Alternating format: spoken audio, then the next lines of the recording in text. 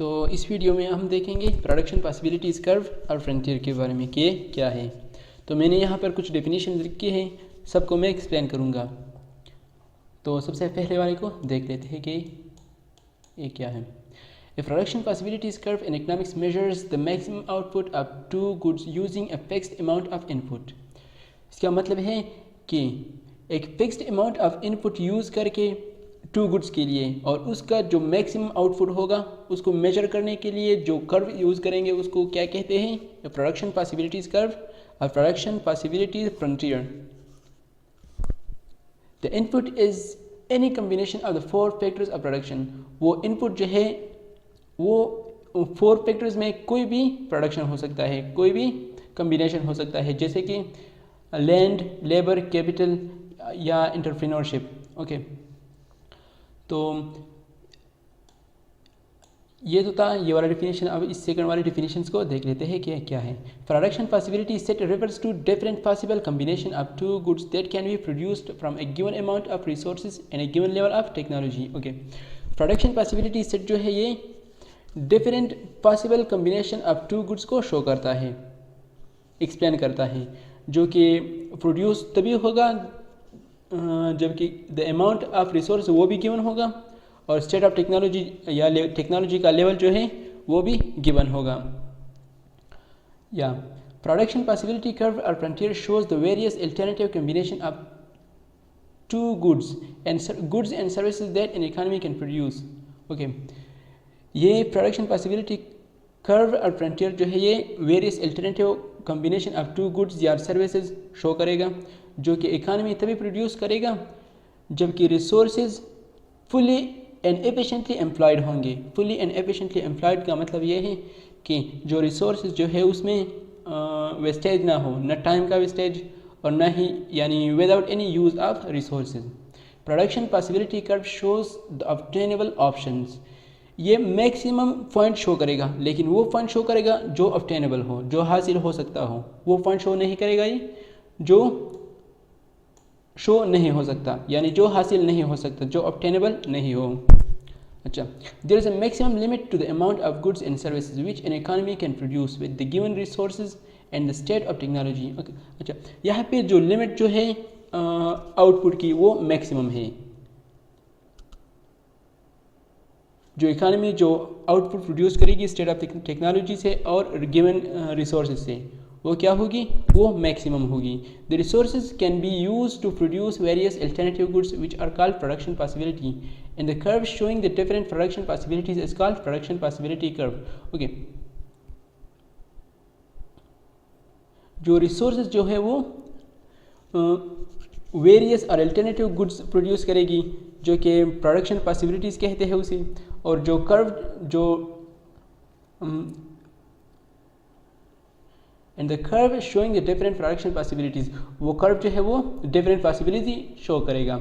जैसे कि ऐसा नहीं होगा कि वो फिक्स्ड होगा, यानी गुड्स ए और गुड बी को हम ज़्यादा या कम कर सकते हैं, या गुड ए को कम करेंगे गुड बी को सेवा करेंगे, या गुड बी को कम करेंगे गुड ए को सेवा करेंगे। तो इसके लिए इसके कुछ एजम्पशन हैं, उसको हम देखेंगे कि इसके एजम्पशंस क्या है। अच्छा, तो ये क्या है? ये इसके एजम्पशंस हैं। तो एजम्पशन नंबर 1 क्या है? Economy produce only two goods X and Y. यहाँ पर जो इकानमी है वो ओनली टू गुड्स प्रोड्यूस करेगी। वो गुड्स कोई भी हो सकती है, यहाँ पर मैंने एक्स और वाई दे दिया है। Amount of resource available in an economy are given and fixed. अच्छा, जो रिसोर्सेज की जो अमाउंट है वो क्या है? यहाँ पे फिक्स्ड है, ना ज़्यादा होगी और ना कम होगी। ऐसा ना होगा कि जब प्रोडक्शन शुरू होगा तब क्या होगा? जो रिसोर्स होगी वो या ज़्यादा होगी या कम होगी, वो क्या होगा? वो फिक्स्ड होगा। Resource are not specific. Okay, जो रिसोर्स है कि वो किसी एक गुड्स के लिए स्पेसिफिक नहीं होंगे। They can be shift from the production of one goods to the other good. ऐसा नहीं होगा कि गुड 1 के लिए वो फिक्स्ड होगा और गुड वाई के लिए वो फिक्स नहीं होगा, ताकि इसका मतलब ये है इसके जो रिसोर्स है उससे ना ही हम ओनली 1 गुड प्रोड्यूस कर सकते हैं, उससे हम बोथ गुड्स जो है वो सेम प्रोड्यूस कर सकते हैं। Resources are fully employed. जो रिसोर्स होंगे यहाँ पे वो फुली एम्प्लॉयड है। There is no wastage of resources, जो रिसोर्सेज होगी उसकी वेस्टेज नहीं है यहाँ पे। Resource are not lying idle, और ना ही ऐसे पड़े हैं जैसे कि उसका कोई यूज़ नहीं, तो ऐसा नहीं होगा इसमें। अच्छा, state of technology and economy as given and remain unchange. यहाँ पे जो टेक्नोलॉजी की हालत है वो क्या है, यहाँ पे वो अनचेंज होगी। ऐसा नहीं होगा कि टेक्नोलॉजी एडवांस होगी या टेक्नोलॉजी की जो है वो लो होगी। लो मतलब जो बेकार होगी ताकि उससे प्रोडक्शन कम हो। अगर एडवांस होगी तो प्रोडक्शन उससे ऑब्वियसली ज़्यादा होगा।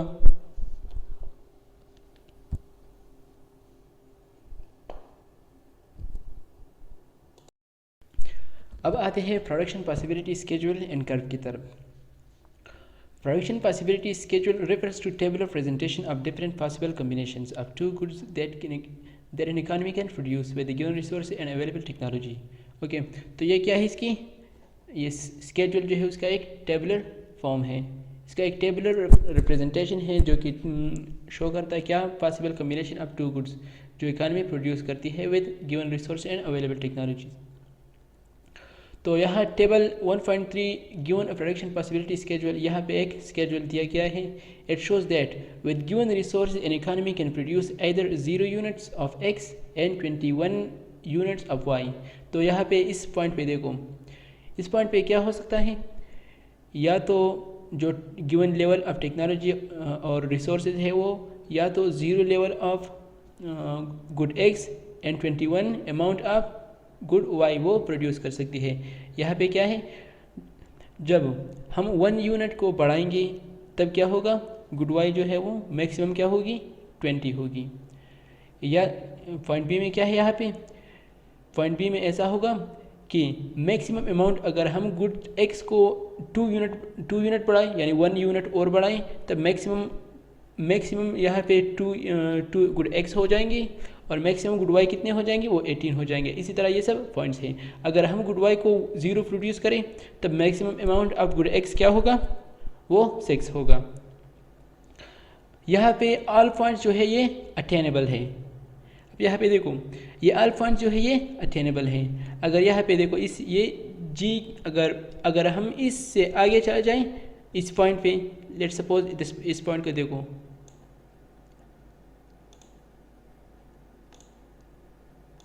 अच्छा ये वाला पॉइंट जो है ये वाला ये अनअटेनेबल है, क्योंकि ये जो अगर हम जितना भी जोर लगाए रिसोर्स एंड टेक्नोलॉजी वो ये पॉइंट अटेन नहीं कर सकती, क्योंकि जो मैक्सिमम अमाउंट है वो ये कर्व है जो कि अगर इसका हम ये कर्व बना ले तो इस तरह का कर्व आएगा जो कि डाउनवर्ड होगा।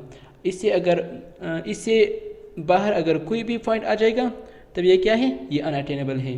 अगर इसके बीच में आ जाए तो ये क्या है, ये इनएफिशिएंट यूटिलाइजेशन ऑफ रिसोर्स है। तो इसका मतलब ये होगा जो रिसोर्स या टेक्नोलॉजी है उसको हमने ठीक तरह से यूटिलाइज नहीं किया है। In figure 5.1 illustrates a production possibility curve. Good X is shown on the x-axis and good Y is shown on the y-axis. Production possibility is required production possibility curve. It shows the maximum amount of good X produced given the amount of good of the other good. And final A. Each alternative possibility I 0 to etc. ये जो है ये points है जो कि previous page पे मौजूद है। ये वाला मैंने इस तरीका है कि आपको लिखने के नोट्स बनाने की ज़रूरत हो तो आप इससे कॉपी कर सकते हैं। यहाँ पे ऑल जो पॉइंट्स जो है वो अटेनेबल है। All points on the curve are attainable. The problem is that of choice to choose among the alternative points of the curve. Okay, यहाँ पे आपकी चॉइस है। अगर आप इतने amount of good Y produce कर सकते हैं तो इतने अमाउंट ऑफ गुड एक्स, अगर गुड एक्स आप ज़्यादा चाहिए या मैक्सिमम आपको गुड एक्स चाहिए तो गुड वाई जो है वो क्या होगा, वो 0 होगा। आपकी मर्ज़ी है कि आप कौन सा पॉइंट जो है वो चूज़ कर सकते हैं। It depends upon taste and preference of individual. This is the basic problem of an economy. Any point inside the curve such as point F, यहाँ पे जो point F जो है वो point पे है, indicates unemployment of resource or inefficient use of resource. जैसा कि पहले मैंने कहा ये point जो है ये क्या है, ये inefficient use of resources है। और point G जो है वो क्या है, unattainable given the scarcity of resource. An economy always produce on A PPC, जो इकानमी जो है जिसका मैक्सिमम प्रोडक्शन जो है वो क्या होगा, आउटपुट, वो प्रोडक्शन पॉसिबिलिटी कर्व, जो कर्व पे शो होगा उसका मैक्सिमम प्रोडक्शन पॉसिबिलिटी कर्व होगा। अच्छा,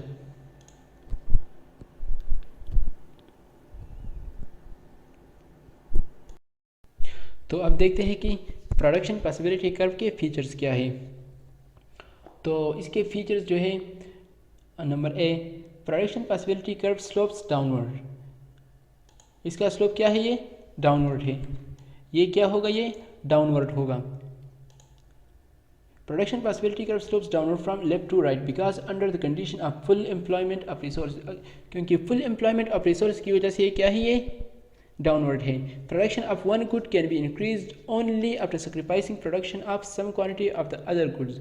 अच्छा, देखो यहाँ पे जैसे कि मैंने कह दिया स्केजुअल में, अगर गुड एक्स को हम इंक्रीज करेंगे तो गुड वाई को सेक्रीफाइस करना होगा, गुड वाई को कम करना होगा और गुड एक्स को ज़्यादा करना होगा। या अगर गुड एक्स को कम करेंगे तो क्या होगा, गुड वाई को ज़्यादा करना होगा। अगर गुड वाई को ज़्यादा करना चाहते हैं को, तो एक न एक को अगर एक को ज़्यादा करेंगे तो दूसरे को सेक्रीफाइस करना होगा। इसलिए ये क्या है, ये डाउनवर्ड स्लोप है।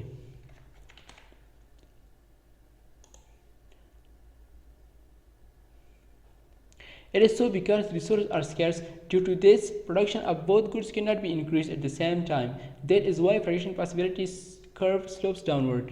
अच्छा, क्योंकि रिसोर्स जो है ये यहाँ पे स्कैर्स है और प्रोडक्शन को तो उसके साथ हम बोथ जो है बोथ उसको ज़्यादा, दोनों को ज़्यादा नहीं कर सकते। अगर इसको भी ज़्यादा करेंगे और इसको भी ज़्यादा करेंगे तो फिर ये अनअटेनेबल आउटपुट हो जाएगा, पॉइंट हो जाएगा, जो कि एजम्पशन में नहीं था। अच्छा, तो दूसरा फीचर्स क्या है इसका, production possibility curve is concave to the origin. अब ये देखो, ये यहाँ क्या है, ये कर्व जो है ये कनकेव टू द ओरिजिन है। अगर ये इसका ओरिजिन है तो इसकी तरफ क्या है, ये कनकेव है। और वो देखते हैं कि ये क्यों है। Production possibility curve is concave to the point of origin because of increasing marginal rate of transformation. तो marginal rate of transformation की वजह से ये क्या है, ये concave to the origin है, या increasing of marginal opportunity cost की वजह से। Slope of production possibility curve is defined as the quantity of good Y given off in exchange of an additional unit of good X. तो अगर good x को यहाँ पे ज़्यादा करेंगे तो अगर इसमें हम 1 यूनिट इंक्रीज़ करेंगे तो इसमें क्या होगा, 1 यूनिट डिक्रीज़ होगा। पहले तो ये डिक्रीज़ होगा, लेकिन फिर जब ज़्यादा करेंगे तो इसमें ज़्यादा डिक्रीज़ होगा।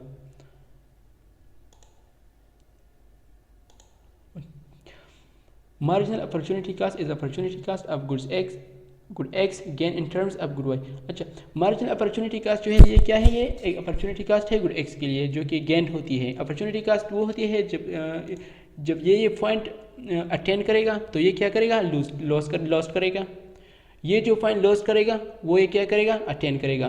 तो ये पॉइंट जो इसने लॉस किया है उसके लिए क्या है, ये एक अपॉर्चुनिटी कास्ट है।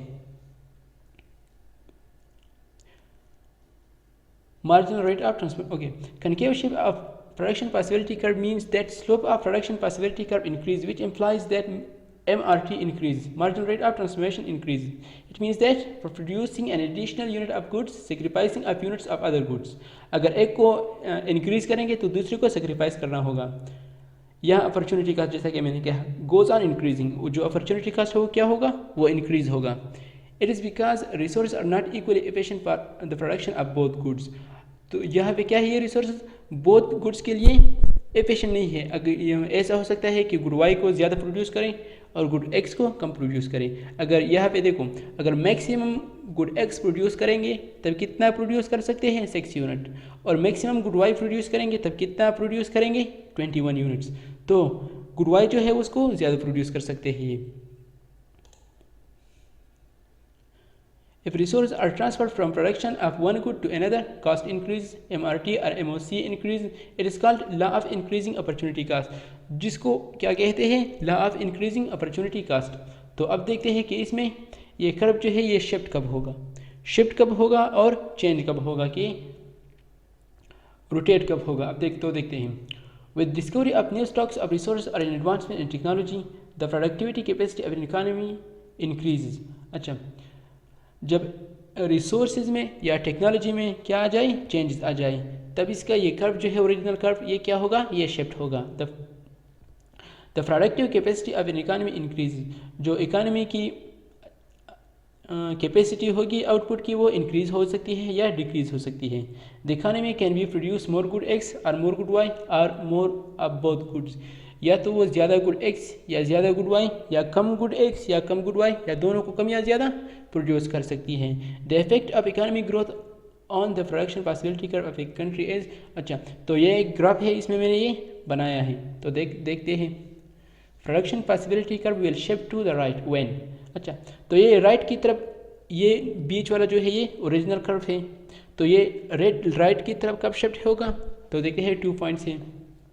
New stock of resource are discovered, अच्छा जो लिमिट जो फिक्स्ड रिसोर्सेज थी अगर उसको ज़्यादा किया जाए, जो रिसोर्सेज होंगी, जो स्टॉक ऑफ रिसोर्सेज हैं अगर उसको ज़्यादा किया जाए तो तब क्या होगा, जब उससे प्रोडक्शन होगी वो ज़्यादा होगी, और जब प्रोडक्शन ज़्यादा होगी तब यह गुड एक्स या गुड वाई वो ज़्यादा होगा, ये ज़्यादा प्रोड्यूस होगा, या दोनों को हम ज़्यादा प्रोड्यूस कर सकते हैं, तो इसलिए ये क्या हो जाएगा, ये राइट की तरफ शिफ्ट हो जाएगा।